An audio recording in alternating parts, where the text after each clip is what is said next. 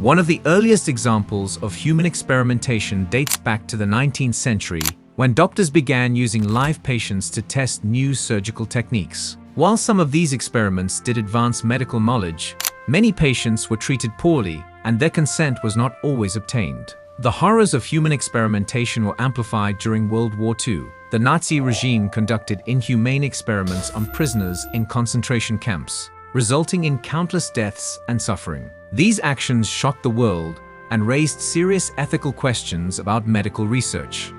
The Tuskegee Syphilis Study is one of the most infamous examples of unethical medical research in American history. Conducted from 1932 to 1972, this study aimed to observe the natural progression of untreated syphilis in African American men. The study was led by the U.S. Public Health Service and involved around 600 black men from Alabama, many of whom were poor and uneducated. At the start of the study, the participants were misled. They were told they were receiving free health care and treatment for bad blood, a term that was used to describe a variety of ailments, including syphilis, anemia, and fatigue. However, the men were never informed that they had syphilis, nor were they given the appropriate treatment to cure the disease. Instead, they were monitored and examined without their knowledge of the true purpose of the study. As the study progressed, penicillin became widely available as an effective treatment for syphilis. However, the researchers deliberately withheld this treatment from the participants, believing that observing the effects of the disease over time would provide valuable information about its progression. This decision led to unimaginable suffering for many of the men involved. They experienced severe health problems, including heart disease, neurological issues, and even death. The Tuskegee study continued for an astonishing 40 years, during which the men were denied basic health care and support. Even after it became evident that the men were suffering due to the lack of treatment, the study persisted. It was not until 1972 that the study was finally exposed to the public, thanks to whistleblower Peter Buxton, a public health service employee. His revelations led to widespread outrage and condemnation.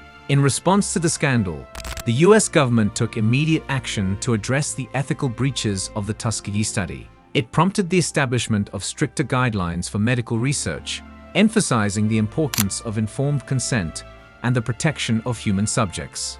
The study also played a crucial role in raising awareness about the need for ethical standards in medical research. Nazi medical experiments. During World War II, the Nazi regime conducted horrific medical experiments on thousands of people, primarily in concentration camps. These experiments were characterized by their extreme brutality and complete disregard for human life. They were carried out under the guise of medical research, but were often aimed at advancing the regime's war efforts or supporting their ideology of racial superiority. The most notorious of these experiments took place in Auschwitz, where Dr. Joseph Mengele, known as the Angel of Death, became infamous for his cruel and inhumane practices. Mengele's experiments included injecting prisoners with deadly diseases, performing surgeries without anesthesia, and conducting genetic studies on twins. He believed that by studying twins, he could unlock the secrets of heredity, leading him to subject many pairs of twins to painful and often fatal procedures. Another disturbing set of experiments involved testing the limits of human endurance. In a series of studies, prisoners were exposed to extreme temperatures, high altitudes, and other severe conditions to observe the effects on the human body. These experiments often resulted in suffering and death, as the subjects were treated more like lab rats than human beings.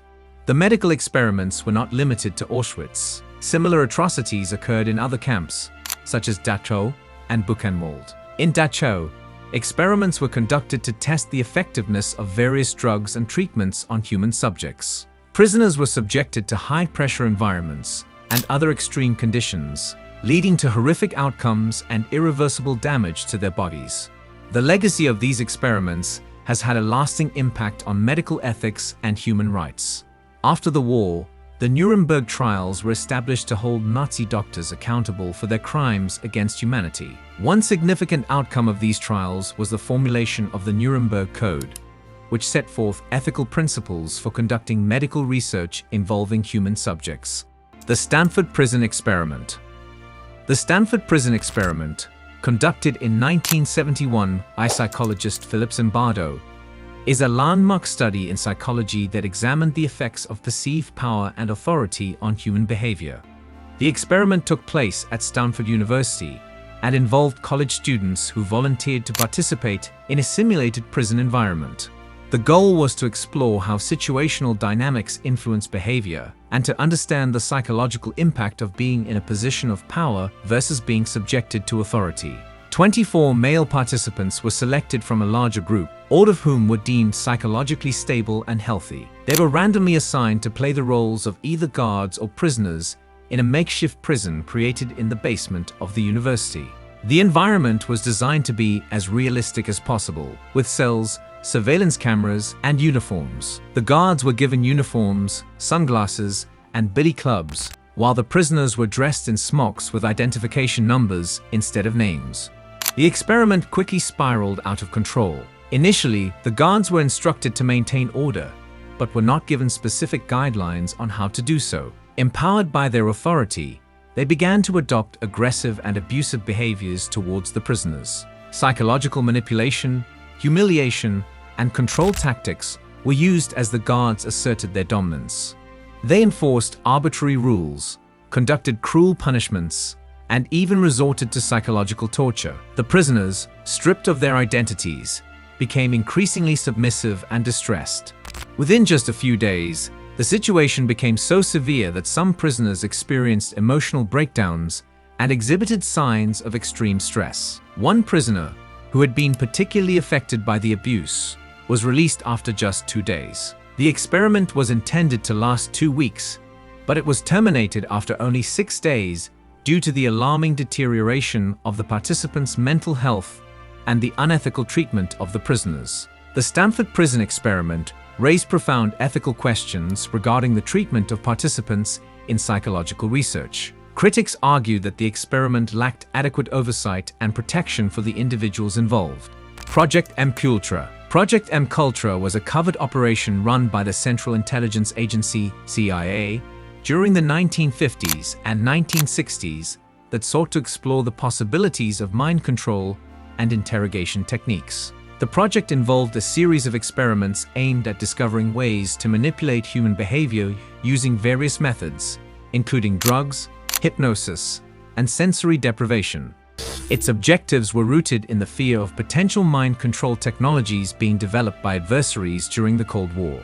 One of the primary methods employed in MUltra was the use of psychoactive drugs, particularly LSD.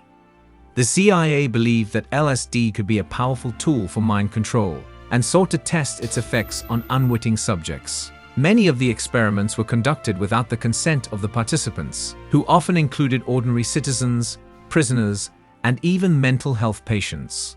These individuals were administered drugs without their knowledge, exposing them to intense and unpredictable psychological effects. The experiments varied widely in their methods and intensity. Some involved administering LSD to individuals to observe their reactions, while others included more extreme techniques such as sensory deprivation, where subjects were isolated and deprived of sensory input for prolonged periods. These methods were intended to break down the subject's psychological defenses and make them more susceptible to influence. In addition to drug testing, the project explored other controversial techniques, including hypnosis and the use of electroshock therapy. Researchers hoped to uncover ways to implant false memories, erase existing memories, or induce states of compliance. The ethical implications of these experiments were largely ignored, and many subjects suffered lasting psychological damage as a result. MUltra remained largely hidden from public view until the 1970s, when investigative journalists began to uncover the CIA's involvement in unethical practices.